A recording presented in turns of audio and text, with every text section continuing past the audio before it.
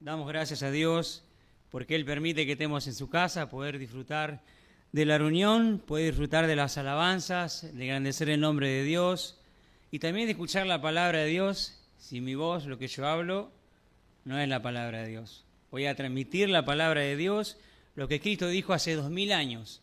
Yo no digo nada nuevo, sino que transmito las enseñanzas de Cristo y lo que transmitieron los apóstoles. Pero un momento especial, lindo y agradable para poder disfrutar, poder gozarnos juntos escuchando su palabra. Qué lindo que podamos meditar juntos, aprender juntos como iglesia y como iglesia poder conocer su palabra. Lo que traje para compartir se encuentra en Primera de Pedro, capítulo 1, versículo 1 en adelante, si me quieren acompañar. Y el mensaje lo he titulado Una esperanza de vida. Para entrar un poco en contexto, ¿por qué Pedro escribe Primera de Pedro? En la época del apóstol Pedro, el que gobernaba era el Imperio Romano. Y el emperador Nerón era el emperador del Imperio Romano. Fuentes históricas de historiadores relatan y dicen que la ciudad de Roma estaba encendida, prendida a fuego, y los romanos creyeron que el emperador Nerón habría prendido fuego a la ciudad. Probablemente Nerón prendió fuego a la ciudad por su ambición de querer construir. En su ambición de querer construir, él prendió fuego a la ciudad. Eso es lo que pasaba. Los romanos estaban devastados por la situación. La ciudad de Roma prendida a fuego, sus ídolos, sus templos, de sus dioses, de sus deidades, sus reliquias religiosas, sus casas, sus familiares muertos por el incendio. ¿Y qué sucedió? Los romanos le creció en ellos un resentimiento de amargura en contra de Nerón. Y Nerón se da cuenta de lo que sucede, que los romanos estaban en contra de él. ¿Y qué hace Nerón? Le echa la culpa a los cristianos. Esparció por todo el Imperio Romano que los cristianos habían prendido fuego a la ciudad de Roma. ¿Por qué culpa a los cristianos? Porque los cristianos eran hostiles a la cultura romana, estaban en contra de sus dioses, no adoraban sus dioses ni sus deidades, y Nerón esparce por todo el imperio que los cristianos habían prendido fuego a la ciudad. No solo que esparce la noticia, sino que empieza una persecución, pero una persecución muy grande y muy cruel hacia los cristianos. La persecución se da tanto en Ponto, Galacia, Capadocia, Asia y Bitinia, donde se da la mayor persecución. ¿Y cómo era la persecución hacia los cristianos? Era muy cruel. Fuentes históricas o antiguas que nos dice el historiador Tácito, narra que Nerón culpa a los cristianos del incendio de la ciudad de Roma. Y Nerón castigaba a los cristianos de maneras muy crueles, pero muy crueles. No solo que los castigaba y los mataba en los espectáculos públicos, sino que infundía miedo a los cristianos de la manera que él los mataba. ¿Cómo sucedía? Dice que a muchos los clavaba en cruces, imitando la muerte de Jesús. A otros los cubría con materiales inflamables o líquidos inflamables y eran encendidos fuegos para alumbrar los jardines de Nerón. Eran antorchas humanas. Con el simple hecho, Nerón, ¿qué hacía? Los clavaba como antorchas humanas en palos para alumbrar sus jardines. Miren qué intensa era la persecución. También eran arrojados en los espectáculos públicos, eran arrojados a animales salvajes como leones, osos, leopardos, panteras, incluso en algunos lugares lobos y perros salvajes. Los perros salvajes cuando atacan una presa atacan todos juntos y devoran por completo. Imaginen la persecución, cómo era el momento que los cristianos vivían en esa época. Cómo sucedía, cómo eran hostigados el perseguimiento. Y Pablo, inspirado por el Espíritu Santo, les escribe esta carta para darle un fortalecimiento, para reconfortar a los cristianos ante tanta persecución que ellos vivían. También se dice que estos cristianos, lo que Pablo les escribe, vinieron a Cristo por medio del apóstol Pablo. Por eso Pedro, bajo la inspiración del Espíritu Santo, les escribe y le da un fortalecimiento y les habla de una manera muy profunda y es lo que vamos a ver. Ahora vamos al versículo 1. Pedro, apóstol de Jesucristo y a los expatriados de la dispersión en el pronto Galacia, Capadocia, Asia y Bitinia, como veníamos diciendo, donde empezó toda la persecución. Pero ya en el versículo 2 le da de una manera muy profunda. Dice, elegidos según la presencia de Dios, Padre, en santificación del Espíritu para obedecer y ser rociados por la sangre de Cristo. Gracia y paz sean multiplicadas. En otras palabras, Pedro le dice, ustedes fueron elegidos según la presencia de Dios. ¿Qué significa elegidos? Significa escoger o seleccionar. En otras palabras dice, ustedes fueron escogidos, seleccionados por Dios, según la presencia de Dios. ¿Qué significa presencia de Dios? Dice que la misma palabra griega se traduce destinados desde antes. En otras palabras, Pedro le dice, ustedes fueron escogidos y predestinados por Dios. ¿Desde antes qué? Desde antes de la fundación del mundo. Si estudiamos bien esa palabra en el pasaje, habla de la predestinación.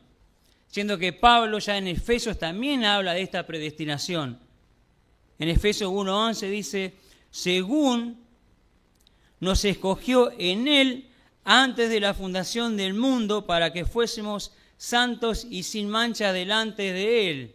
¿En quién nos escogió? En Cristo. En Cristo Él nos escogió desde antes de la fundación del mundo. ¿Para qué?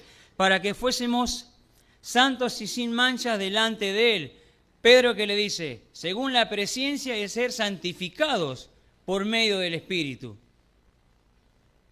¿Qué significa santificado por medio del Espíritu? Apartar, consagrar. Cuando una persona llega a Cristo y se arrepiente de sus pecados, recibe al Señor Jesús como su Salvador, el Espíritu Santo entra y nos aparta, nos santifica. Nos pone aparte para vivir para Dios.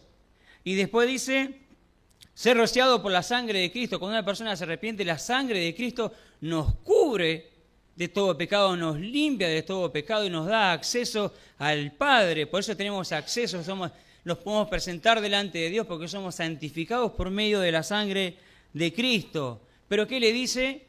En medio de toda esa persecución, de la matanza que eran devorados los cristianos, ustedes son elegidos por Dios. Dios los predestinó desde antemano. No solo que los predestinó, sino que los santificó y nos roció por la sangre de ¿quién? La sangre de Cristo. Qué motivación, qué reconfortamiento para los cristianos cuando leían esta parte. Versículo 3.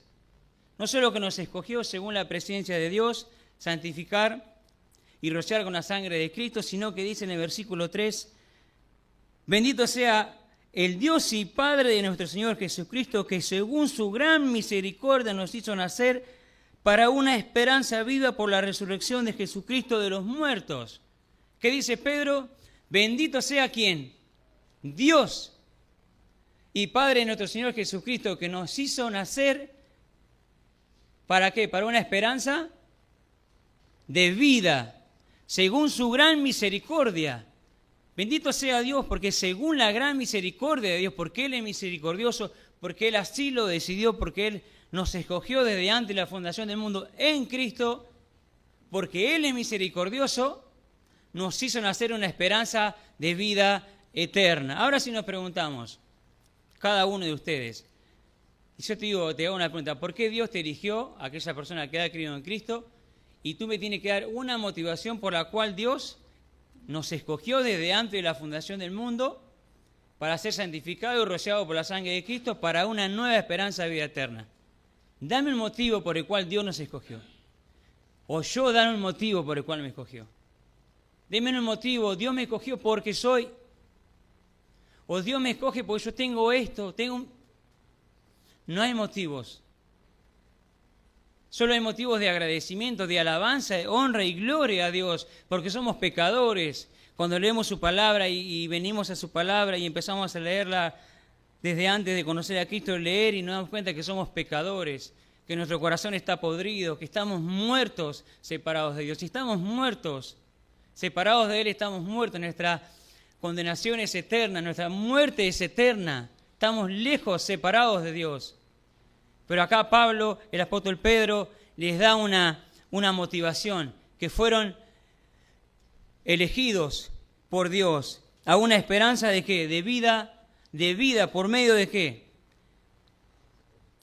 Por medio, dice, por la resurrección de Jesucristo y de los muertos, a una esperanza viva. Cuando dice esperanza viva, dice la esperanza viva es la vida eterna que procede de Dios. Esta esperanza viva solo procede de Dios. Y dice, y por la resurrección de Jesucristo de los muertos. Ni la resurrección, ni la vida eterna existen sin la intervención del Hijo de Dios.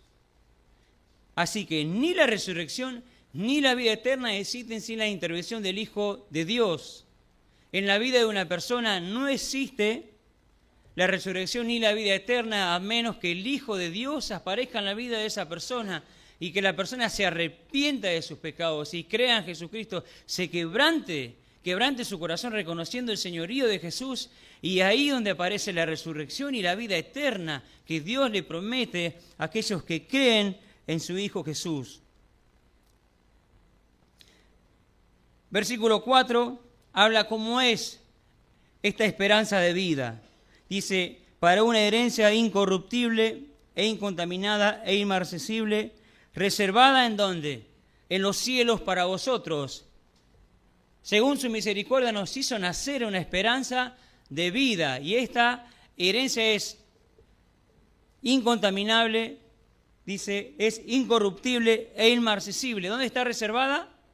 En los cielos. Dios la guarda, Dios la protege, es un lugar reservado en los cielos que está bajo el cuidado de Dios. Es esa esperanza de vida eterna para nosotros, para mí y para vos. Él la guarda y la protege y la reserva para nosotros. La herencia de este mundo, cuando las personas heredan herencias, a veces fortunas, campos, casas, vemos cómo corrompen el corazón del hombre, las familias se destruyen, se separan. Esto es mío, no, papi me dejó esto, mami aquello. Corrompen el corazón del hombre, contaminan, son inmarcesibles, perecen, con el tiempo desaparecen, pero esta herencia es incorruptible. Dios la reserva, Dios la guarda, porque es el lugar que Dios preparó para nosotros el día que nos toque encontrarnos con Él. No solo que Dios la protege, versículo 5 dice, que sois guardados por el poder de Dios mediante la fe para alcanzar la salvación que está preparada para ser manifiesta en el tiempo postrero.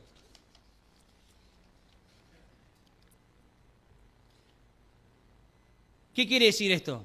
Que Dios es quien guarda la herencia, Dios es quien guarda al cristiano por medio de la fe. Dios es quien nos guarda, quien nos protege. ¿Por medio de qué? De su poder. Él nos guarda, Él nos cubre, Él nos cuida en todo momento.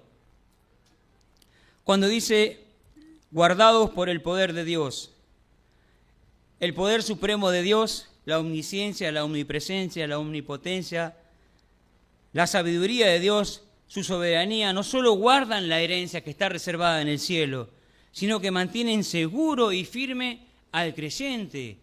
No solo que guardan la herencia, el poder de Dios, sino que guardan nuestra vida, Él nos protege. Dice, el que habita el abrigo del Altísimo, ¿dónde morará? Bajo la sombra del Omnipotente, diré yo, esperanza mía y castillo mío. Habla de la seguridad que hay en el Omnipotente. Cuando el cristiano por fe busca a Dios, mantiene esa comunión, esa relación con Dios, mora bajo el abrigo. Eso me hace pensar cuando es el invierno y tengo una campera grande, mis nenas se meten abajo mío y se sienten calentitas. Papi, quiero estar con vos. Y de esa manera Dios nos guarda, Dios protege la herencia, esa vida eterna, y protege la vida del creyente. Dice, mediante la fe para alcanzar la salvación que está preparada para ser manifestada en los tiempos postreros. Versículo 6 dice,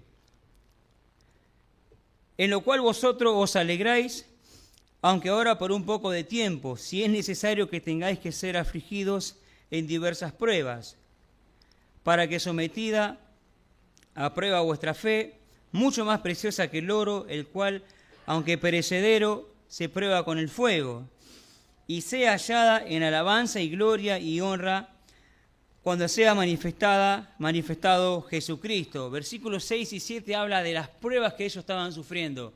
Nerón, la persecución que ellos tenían. ¿Qué le dice Pedro? Aunque ahora os alegráis, aunque están pasando por diversas pruebas. Pero ¿qué dice? Que la fe es más preciosa que el oro. Así como el oro es sometido en el fuego, se purifica, se puede trabajar, hacer un anillo, algo de adorno precioso. Pedro que le dice que la fe de ustedes, si es sometida y pasa la prueba, es más valiosa que el oro. Las pruebas son momentáneas, la prueba que hacen pulen nuestra fe. Cada vez que pasamos una prueba, una dificultad muy difícil y salimos victoriosos, nos fortalece, estamos mejor, hemos madurado, sabemos cómo enfrentar la vida, cómo enfrentar esa situación, ayudar a otra persona. Pedro compara el oro con la fe es más valiosa, el oro es perecedero.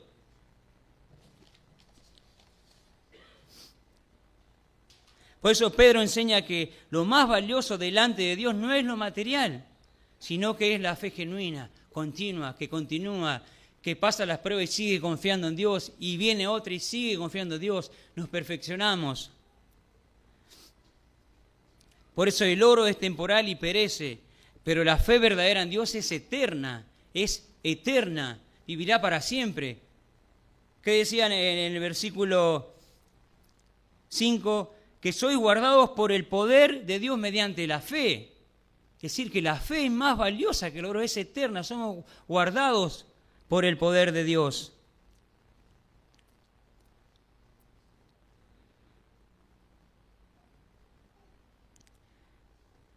Versículo 8, final del versículo 7 dice, y ser hallada en alabanza y gloria y honra cuando sea manifestado Jesucristo. Dice, a quien amáis sin haberle visto, y en quien creyendo, aunque ahora no le veis, y os alegráis con gran gozo.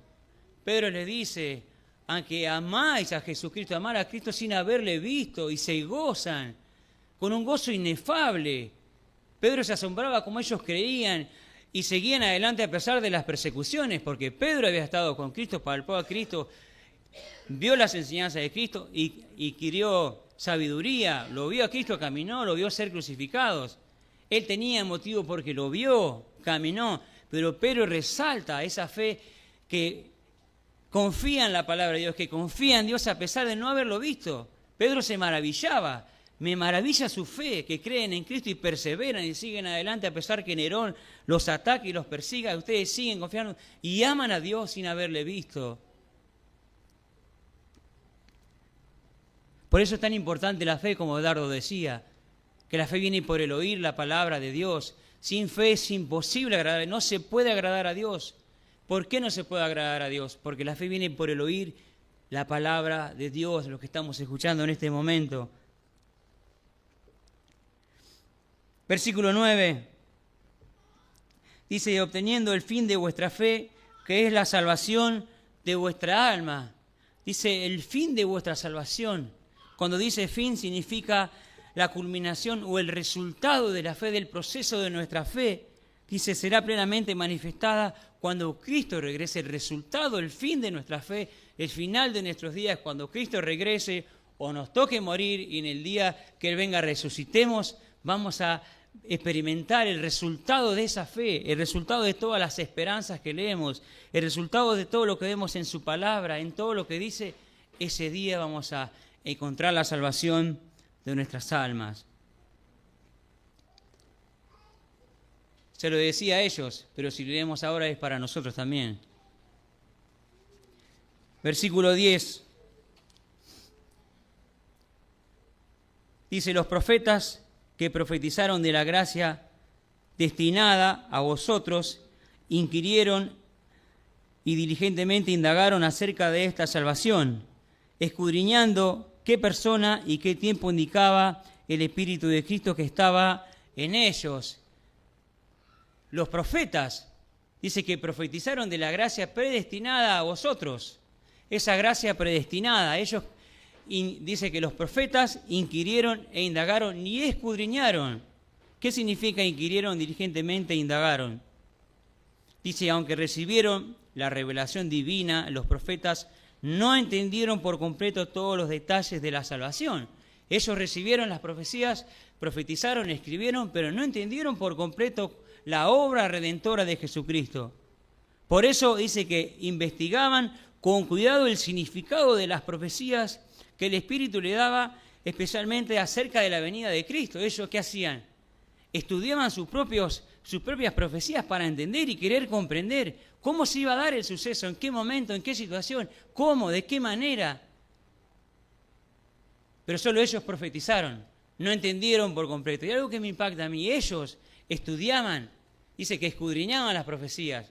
Ahora nosotros indagamos, escudriñamos las Escrituras también acerca de la venida de Cristo. Queremos saber de la venida de Cristo. Los profetas, ellos, yo calculo que morían por estar en este momento, en el tiempo de Cristo, o ver las profecías cumplidas. Por eso estudiaban. Ahora nosotros estudiamos las Escrituras para entender la palabra de Dios que habla acerca de la venida de Cristo, que Él va a venir a buscarnos. Sentamos, nos dedicamos tiempo y escudriñamos pasaje por pasaje, entramos en profundidad, contexto, qué quiso decir el autor, qué quiso decir Pedro, Pablo, le dedicamos tiempo.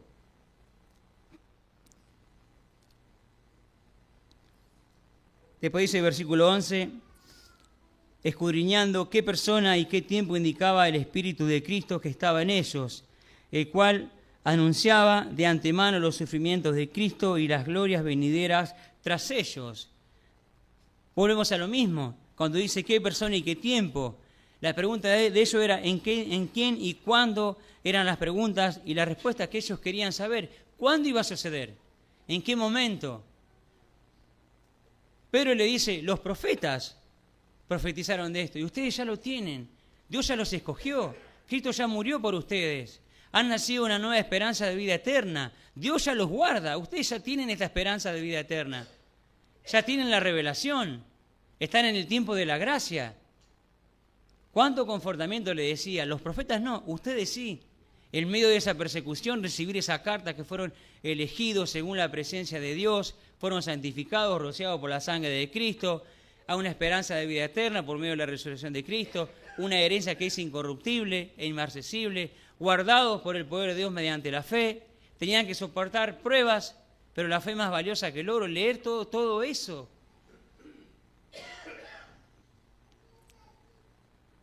Versículo 12 dice, a estos se les reveló no para sí mismos, sino para nosotros. A ellos se les reveló no para sí mismos esa gracia predestinada, sino para nosotros. Eso administraban las cosas que os son anunciadas por la que os han predicado el Evangelio por el Espíritu Santo que es enviado del cielo. Ellos solo eran administradores de esa gracia, solo administraban. No podían entender por completo, pero ahora nosotros ya la tenemos, es lo que nosotros os anunciamos, es lo que nosotros predicamos. Cuando dice a los que han predicado el Evangelio, dice los apóstoles y predicadores del Nuevo Testamento tuvieron el privilegio que no tuvieron los profetas del Antiguo Testamento, de proclamar la salvación gloriosa. Profetizaban una predestinación, pero los apóstoles y predicadores del Nuevo Testamento tienen el privilegio. Nosotros también tenemos el privilegio de predicar ya las profecías que ellos quisieron saber. Nosotros ya las tenemos y predicamos a Cristo resucitado, esperanza de vida eterna. Las profecías escritas por los apóstoles, por los profetas del Antiguo Testamento que se habían cumplido.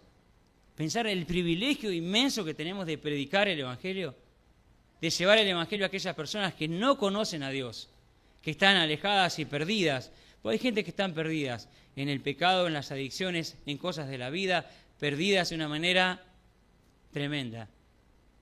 Llevamos el Evangelio, seguimos creyendo que la palabra de Dios tiene poder, que la palabra de Dios puede entrar en el corazón de una persona y darle vida a un corazón muerto, le da un shock, un impulso a ese corazón y vuelve a vivir y cambia y su vida es completamente diferente. De un día, de una manera, de un tiempo a otro, cambia de la manera de actuar.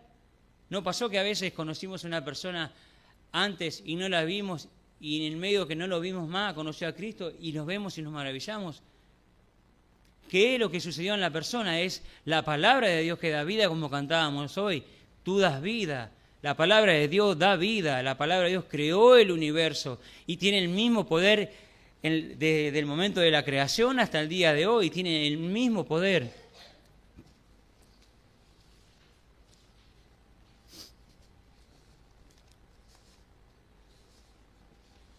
Y termina diciendo cosas que los ángeles anhelan ver. No solo que ellos fueron elegidos todo lo que hemos visto, sino que le dice que los ángeles anhelan ver. ¿Qué cosa anhelan ver los ángeles? El suceso, cómo se dio todo, la redención, cómo se profetizó en la antigüedad, cómo fue revelado cuando Cristo vino. Todo eso, cómo anhelaban ver, cómo puede ser que el creador del universo, las estrellas, las galaxias, el verbo, como leemos, viene a este mundo. El verbo se hizo carne, habitó en un vientre, nació como nacimos nosotros, tuvo 9 meses dentro de la panza, nace, estuvo a UPA, el creador del universo. Los ángeles, es lo que yo calculo y pienso, no podían creer cómo el creador del cosmos, de todo lo que vemos, un bebé, cambiarle los pañales, darle de comer, bañarlo, al creador del universo. Los ángeles para mí no podían creer cómo sucedía eso. Enseñarle a caminar, enseñarle a hablar a Cristo, ver las enseñanzas de Cristo, cómo se da todo, hasta que Él va a la cruz, muere, al tercer día resucita, asciende a los cielos. Los ángeles contemplan la obra de redención con asombro. ¿Por qué con asombro? Porque ellos no experimentan la gracia, no entienden la redención, porque ellos están en el cielo. No pueden entender cómo una persona, un corazón que está podrido, muerto, la redención, la obra de Cristo, su palabra entra y da vida a ese corazón y vuelve a nacer de vuelta, un nacimiento desde arriba. ¿Para qué? Para una nueva esperanza viva.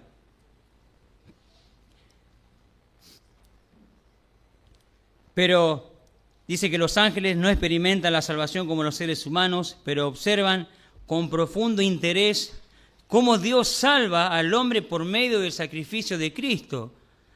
La gracia y el perdón y la restauración de los pecadores revelan la grandeza del amor de Dios. Cuando una persona es salva, vemos que es salva, viene a la iglesia y empieza a escuchar su palabra y cree en Cristo y se arrepiente, es la grandeza del amor de Dios. Es la grandeza de la obra de Cristo, no de nuestra obra, porque nosotros predicamos y la persona no escucha y cree porque predicamos. No confundamos, es su palabra que entra en el corazón. Por eso Pedro enseña que la redención es tan profunda y gloriosa que incluso los seres celestiales desean comprender más plenamente, desean comprender. Hay veces que las personas vienen a Cristo y los familiares se enojan.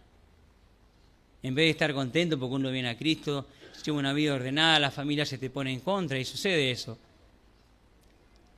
Pero entendamos, dice que los ángeles quieren contemplar y entender el suceso, cómo sucede esa transformación en la vida del creyente. Dice que mientras los ángeles solo observan, los creyentes son quienes reciben directamente la salvación. Ellos solo son expectantes, observan cómo se da la obra de redención. Pero el creyente es quien experimenta ese amor, esa redención. ¿Qué significa redención? Significa rescatar algo que se había perdido. Pagar un alto precio por una persona que es esclava. Y Cristo pagó ese alto precio, nos rescató. Él al resucitar nos rescató y nos dio vida. Por medio de la resurrección de Cristo hemos nacido esa nueva esperanza. Por eso la salvación es tan maravillosa que incluso los ángeles desean contemplar y entender la profundidad de la obra de Cristo. Por eso cuando empezamos a analizar la vida de un cristiano o nuestra vida, cómo se da que uno llega a la iglesia, cómo se da que empieza a escuchar la palabra de Dios y no entendemos. En el caso mío, un día se levanta el marido de mi mamá y dice, hoy vamos a la iglesia. Se bañan temprano, cae a este lugar, como uno cae a cualquier lugar y se sienta, pero jamás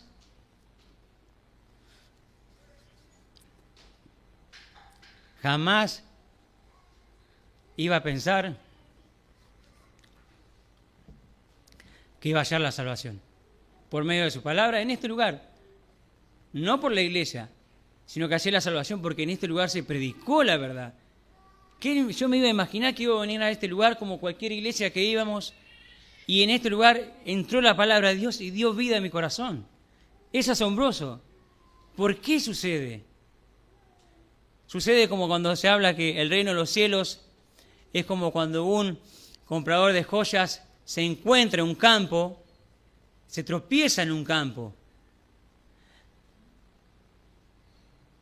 Y así es, hay veces que tropezamos. Vamos al lugar de tropiezo. Y en ese lugar de tropiezo encontramos a Cristo. En ese lugar de tropiezo hallamos su palabra. A veces sin querer vamos a un lugar. Nos invitan sin querer, pero no es sin querer. Es la obra de redención. Es porque Jesús, Dios nos escogió desde antes de la fundación del mundo para que seamos santificados y rociados por la sangre de Cristo, que nos cubre de todo pecado, para nacer una esperanza de vida eterna. Cuán profundidad de la palabra de Dios, cuánta enseñanza tiene cuando la leemos y cuántos motivos para agradecer a Dios, cuánta esperanza de vida hay para el creyente y para nosotros. Cuánto fortalecimiento habrá sido cuando Pedro escribió esta carta y sigue hablando mucho más. Pero gracias a Dios que Él nos alcanzó, nos perdonó y gracias a Él tenemos esperanza de vida eterna. Hemos nacido una esperanza de vida. Amén.